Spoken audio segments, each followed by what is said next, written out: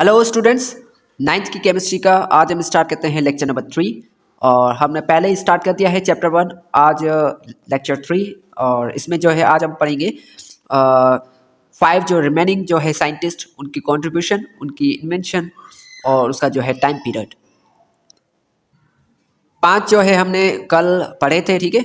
और आज जो है नेक्स्ट 5 जो साइंटिस्ट है उनकी कंट्रीब्यूशन हम पढ़ेंगे, ठीक है।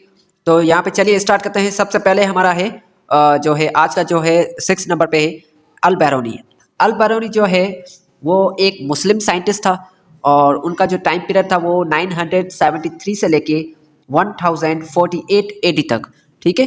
ये उसका टाइम पीरियड था और ये एक मुस्लिम साइंटिस्ट था। अब इसकी जो है इन्वेंशन या कंट्रीब्यूशन की अगर हम बात करें तो इसने क्या किया था, he determined densities of different substances, यानी कि इसने जो है मुख्तलिफ सब्सटेंस की डेंसिटी फाइंड की थी, ठीक है। डेंसिटी यानी कि गाढ़ापन, यानी कि वो जो सब्सटेंस है वो कितना मोटा है, ठीक है।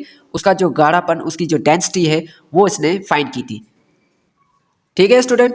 तो अल बैरूनी जो है इसने सिर्फ एक ही इनकी जो कंट्रीब्यूशन है वो केमिस्ट्री में सिर्फ यही है कि उसने मुख्तलिफ चीज़ों की जो है डेंसिटी मालूम की थी, ठीक है। उसके बाद सेकंड नंबर पे हमारे पास इब्ने सीना। इब्ने सीना जो है वो मुस्लिम साइंटिस्ट है। इसका जो टाइम पीरियड है वो 980 से लेके 1037 एडी तक, ठीक है। अब इसकी अगर हम कंट्रीब्यूशन या इन्वेंशन की बात करें तो इसने क्या किया है, contributed in medicine, philosophy and astronomy, यानी कि इसने जो है इसकी जो कंट्रीब्यूशन है, इसने जो है कौन कौन सा काम किया। इसने जो है मेडिसिन में भी काम किया, ठीक है। केमिस्ट्री में जो है इसने काफ़ी जो है केमिकल्स का जो है इस्तेमाल करके इसने जो है मेडिसिन बनाई। और फिलोसफी में भी इसने काफ़ी कुछ जो है चीज़ें दी हैं। उसके बाद जो है एस्ट्रोनॉमी, ठीक है। तो एस्ट्रोनॉमी यानी कि जो ऊपर हमारी जो दुनिया है, यूनिवर्स है, उसके बारे में, ठीक है। तो इन सारी चीज़ों के बारे में इसने जो है कंट्रीब्यूट किया है इब्ने सीना ने, ठीक है। उसके बाद हमारे पास जो है आज का जो है थर्ड नंबर जो है रॉबर्ट बॉयल। रॉबर्ट बॉयल जो है वो एक इंग्लिश साइंटिस्ट है और उनका जो टाइम पीरियड है वो 1627 से लेके 1691 एडी तक, ठीक है। 1627 से लेके 1691 तक इसका जो टाइम पीरियड रहा है। और इसकी अगर हम कंट्रीब्यूशन या इन्वेंशन की बात करें तो इसने क्या दिया था। रॉबर्ट बॉयल ने जो है वैसे अगर हम देखें तो रॉबर्ट बॉयल ने जो है बॉयल्स लॉ भी दिया है, ठीक है। और दूसरी चीज़ें भी दी है, लेकिन यहाँ पे आपकी बुक में जो है नाइन्थ की जो केमिस्ट्री है इसमें जो इसकी ये 2 चीज़ें लिखी गई है कि इसने जो है गैसियस लॉ दिया है, ही डिस्कवर्ड गैसियस लॉ। और उसके अलावा सिस्टमैटिक इन्वेस्टिगेशन ऑफ नेचर। अब देखें स्टूडेंट, रॉबर्ट बॉयल जो है इसने कहा था कि केमिस्ट्री में, जैसे मैंने आपको बताया था कि केमिस्ट्री का मतलब क्या है, पुअर टुगेदर, यानी कि चीज़ों का मिक्स होना। तो रॉबर्ट बॉयल ने क्या कहा कि सिर्फ केमिस्ट्री में इसका ये मतलब नहीं है कि पुअर टुगेदर यानी कि चीज़ों का मिक्स होना। इसका मतलब ये है, रॉबर्ट बॉयल ने समझाया कि केमिस्ट्री में जो भी चीज़ें हम मिक्स करते हैं वो एक सिस्टमेटिक वे में करते हैं, यानी कि सिस्टमेटिक इन्वेस्टिगेशन ऑफ नेचर के तहत हम उसको मिक्स करते हैं। यानी कि सबसे पहले उसकी जो है इसकी अगर मैं बात करूँ, सिस्टमेटिक इन्वेस्टिगेशन का मतलब क्या है, यानी कि चीज़ों को जब मिक्स करते हैं तो पहले उसकी ऑब्जर्वेशन होती है, उसके बाद उसकी जो है उसका जो है एक्सपेरिमेंट होता है, उसके बाद जो हाइपोथेसिस नहीं तो फिर वो लॉ बन जाता है, ठीक है। फिर उसकी जो है लॉजिकल रीजनिंग होती है। तो ये सारी चीज़ें होती है, एक सिस्टमेटिक वे में होता है, ठीक है। तो रॉबर्ट बॉयल ने ये बताया था सिस्टमेटिक इन्वेस्टिगेशन ऑफ नेचर। तो उसके अलावा इसने जो है गैसियस लॉ जो है डिस्कवर किया था, ठीक है। उसके बाद नाइन नंबर पे हमारे पास है जे ब्लैक। जे ब्लैक ये एक स्कॉटिश है, ठीक है। ये स्कॉटलैंड जो है कंट्री है, उसका जो है ये साइंटिस्ट था, स्कॉटिश साइंटिस्ट।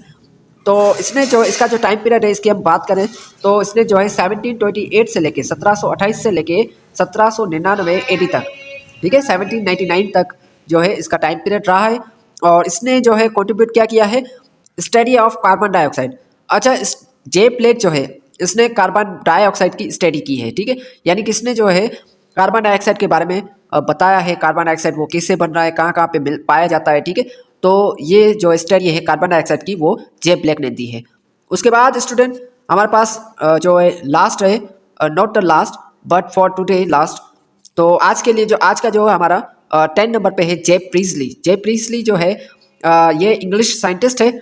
इसका जो टाइम पीरियड है वो 1733 से लेके 1804 एडी तक, यानी कि 1733 से लेके 1804 एडी तक इसका जो टाइम पीरियड रहा है। और इसकी अगर हम कंट्रीब्यूशन या इन्वेंशन की बात करें तो इसने क्या क्या किया है, discovered oxygen, sulphur dioxide and hydrogen chloride. यानी कि जो है जे प्रिजली ने ऑक्सीजन डिस्कवर किया, उसके बाद सल्फर डाइऑक्साइड, ठीक है, SO2 सल्फर डाइऑक्साइड यानी कि SO2, हाइड्रोजन क्लोराइड यानी कि HCl, ठीक है। तो ये चीज़ें इसने डिस्कवर की हैं, ठीक है। तो स्टूडेंट आज के लिए इतना ही, मिलते हैं कल नेक्स्ट लेक्चर में, क्योंकि ज़्यादा हम काम नहीं करेंगे। पाँच जो साइंटिस्ट हैं हमारे ज़्यादा से ज़्यादा 3-4 दिन लगेंगे। तो आपके जो साइंटिस्ट है डेली के बेस पे इसको याद करें। इसका जो टाइम पीरियड है, ये स्टूडेंट टाइम पीरियड याद करने की ज़रूरत नहीं है, लेकिन आपको ये एटलीस्ट याद करना है कि वो साइंटिस्ट है वो इंग्लिश है, स्कॉटिश है, या ग्रीक का है, या मुस्लिम है, और उसके अलावा उसकी कॉन्ट्रीब्यूशन, ये दोनों चीज़ें याद करनी है जो आपके एग्जाम के हवाले से या आपकी जो इंट्री टेस्ट है, इंट्री टेस्ट में आपकी MCQs के तौर पर ये क्वेश्चन आ सकते हैं, ठीक है। तो इसको याद करें। उसके बाद जो है नेक्स्ट वीक जो है मैं कोशिश करता हूँ कि एक क्विज टेस्ट लूँ। आप मुझे व्हाट्सअप चैनल पे जो है मैं एक मैसेज सेंड करूँगा, आपको रिएक्ट करना है। अगर ज़्यादा रिएक्शन होंगे तो उस हिसाब से मैं जो है क्विज टेस्ट कंडक्ट करूँगा, वरना मैं क्विज टेस्ट कंडक्ट नहीं करूँगा, ठीक है। क्योंकि आपके जो रिएक्शन है वो ज़्यादा नहीं होते हैं, मैंने देखा है व्हाट्सएप चैनल पे आप एक्टिव नहीं रहते। तो काइंडली ऐसा ना करें, इसको याद करें डेली के बेस पे। थोड़ा थोड़ा हम काम कर रहे हैं और आपका कोर्स जो है वो ज़रूर कंप्लीट होगा, ठीक है। बस डेली के बेस पे ये काम करते रहें। Thank you.